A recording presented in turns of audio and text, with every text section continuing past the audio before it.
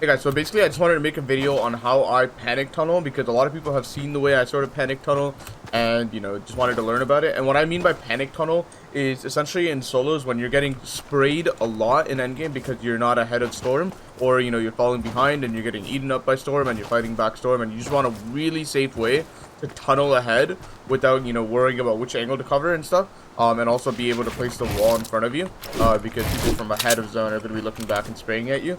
So there's that instance. And then also in any sort of early game, mid game fight, where you need to expand a lot, right? Obviously early game is not as applicable because you won't have as many mats, but in mid game you will have a decent amount of mats. And then if I get hit for 100, make a mistake and get hit, and I need to expand so I can pop the minis and bigs that I have, then I sort of just make the box, right, and then do the panic tunnel. And obviously I've shown you the example at the very beginning of the video of what the tunnel sort of looks like and why it's useful, right? So if I just do it really quickly, this is the way that it sort of looks like, right? And then obviously these walls aren't reset, so after I finish that, I like flip this, and then reset, and then come sit in a cone or just start popping heals. So it's really easy. It looks a lot harder than it seems. But before I show you the tutorial, I know a lot of people are gonna be like, oh my god, it's a lot, it's so many mats wasted. Like why do you have to waste so many mats? Like the main reason that you want to put cones on the bottom and tops is that you have full piece control. People can't phase the ramps through, right? And then like do the no really exploit on you. And then also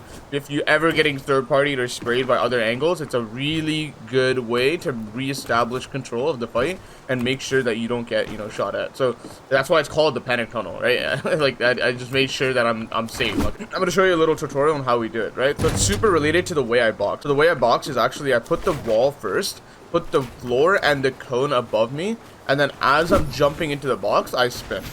Right? Either look down to spin or look up to spin, right? So you can do this, right?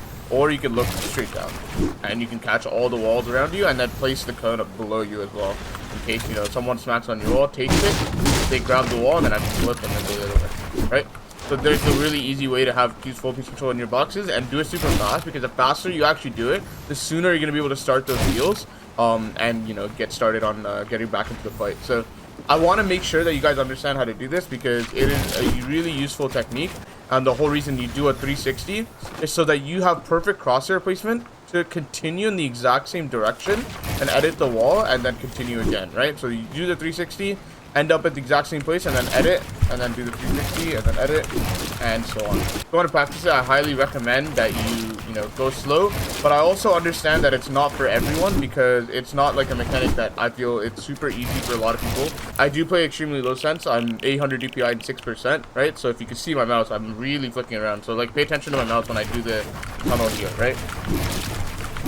It's very swipe intensive, I'll say that for a start. But what I encourage you guys to do, if you feel like this is way too much in terms of like the effort that you have to put in, don't worry about that so much. What I would make sure you're doing is essentially the fact that you need to be having some sort of routine where you can tunnel fast, right? And cover the wall in front of you in case you're getting third-partied in endgame or third-partied in mid-game while you're fighting someone. So definitely make sure you have this wall. This is the most important part. And you could do this as well. You could totally do this. This is more than fair. I'm actually going to show you guys a clip of Smack and the way he expands, and you'll notice how different it actually is.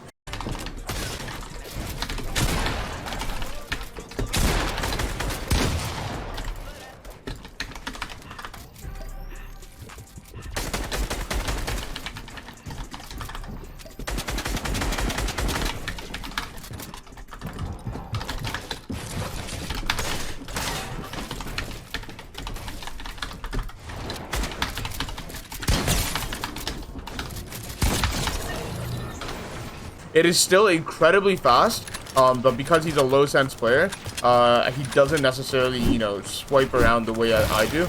And it doesn't necessarily matter the way that you do it. I just encourage you guys to have some sort of really fast panic system trained in your head so that if you're ever in the situation where you have a lot of mats and 1 HP, you have a way out, and that's the whole purpose of it. So I really encourage you guys to find a way to do that.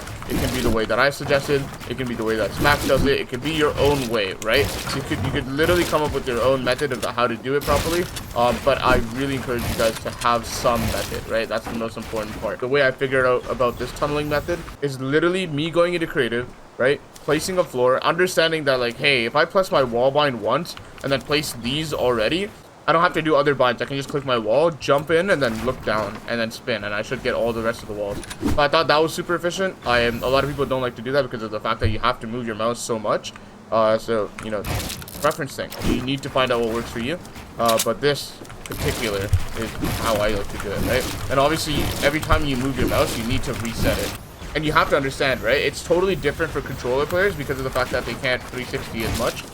So this is definitely not going to be possible for them, which is why I encourage you to, you know, figure out your own way to do it. Either way, guys, I really think that this video is a useful one. So many people don't have like a panic button or like some sort of expanding method to tunnel efficiently, and that's why they don't expand properly. It's not that they don't know that they need to, it's the fact that they are not mechanically capable, so that when it comes time to the fight and they need to expand, their brain just shuts off and doesn't actually turn into expanding mode because their brain already understands, like, hey, I don't have an expanding method. I don't know what to do in a situation when I need to build, and, you know, start, you know, making sure I don't die because I'm 1 HP, right? Like, I need to make sure I don't die, so I tunnel out and then, you know, pop minis, right? That's like what you need to be doing. You can incorporate backward stairs in your tunnel. You just need to find some way that you can tarp away from your opponent. You can build a lot of time and do it fast, right? You have to understand, the faster you tunnel, the faster you get to a position where you can, you know, have a safe box and start popping heals. You're going to be getting those heals off much faster.